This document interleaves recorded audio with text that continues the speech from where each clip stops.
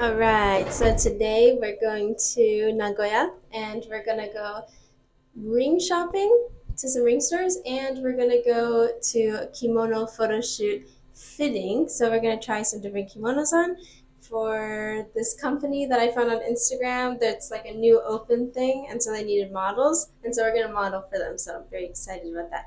Yeah. Let's go. Yeah.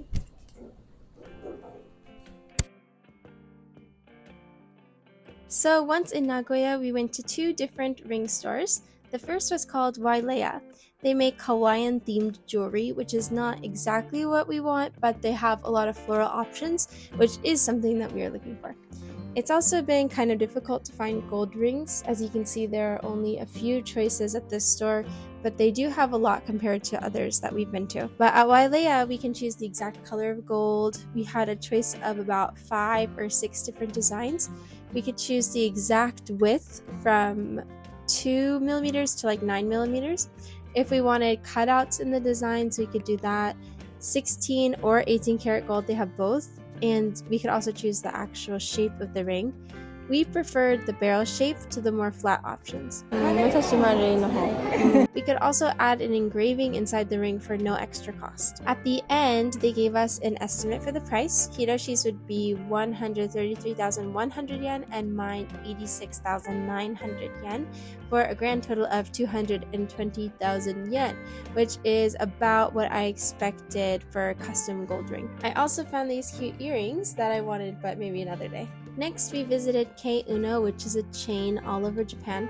We had reservations, so they were very prepared for us. And here we were able to talk with a ring designer, and she sketched us a few different ring designs based on what we liked and didn't like. She even added in my favorite flower, Lily of the Valley, to our design, which was super cool. But the rings here were way more expensive. Our custom rings would be over 320,000 yen, and not all the designs that they had were available in gold, unfortunately. Even this super simple ring you see here was more expensive than the custom ring I could order at Wailea. So we're still searching for something that is gold, affordable, and has some sort of floral design. After ring shopping, we made our way to the kimono fitting. It took place at a wedding venue in Nagoya called Dubonne. The woman in charge of kimono brought 6 different kimono choices and 7 different obis, all vintage, as well as different kinds of accessories that go with the wedding kimono. I started off by putting on tabi, traditional Japanese socks worn with sandals, and I put on the underwear kind of garment called harajuban, and she got to work making my hair look presentable. You must wear your hair up for kimono. Well, that's not a real rule, but it seems like it always. Next, you can see she is tying down different bits, making the most ideal shape for a kimono, which is flat. And she also used pieces of cotton to help create this shape. When putting on the kimono, the right side goes on first and the left crosses on top, and some accessories are put into the left side opening. So being right-handed, this makes for easy access to take and use those accessories. So one of the accessories with a wedding kimono is called hakoseiko. It's a small box to hold money, cosmetics, a mirror, or whatever else you might want when going out.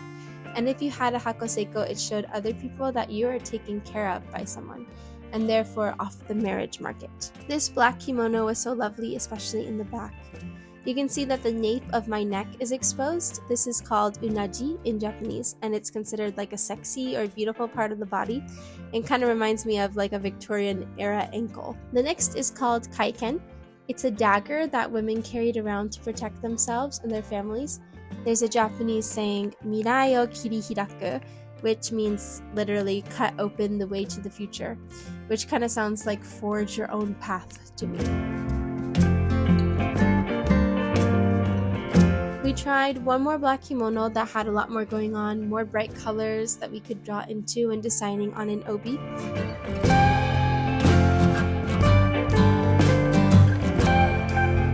Next, we had a purple kimono. If you look closely, you can see there are Japanese lion dogs on it, which are super cute.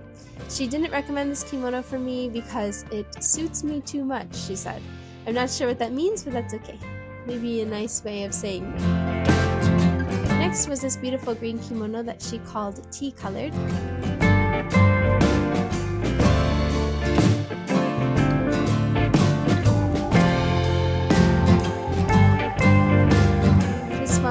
personal favorite. I think you can tell from the look on my face. But ultimately, the production company will get to choose which ones we wear. But since I liked it so much, we went out to take a few photos in it. And last, on top of the wedding kimono is shiramuku. This one I tried on is a tan gold color. Usually they are white. It felt very luxurious. And that's all for this time. Be sure to subscribe and stay tuned to see which kimono they end up choosing. And the next video will be up sometime next week. And hope you enjoyed. Bye!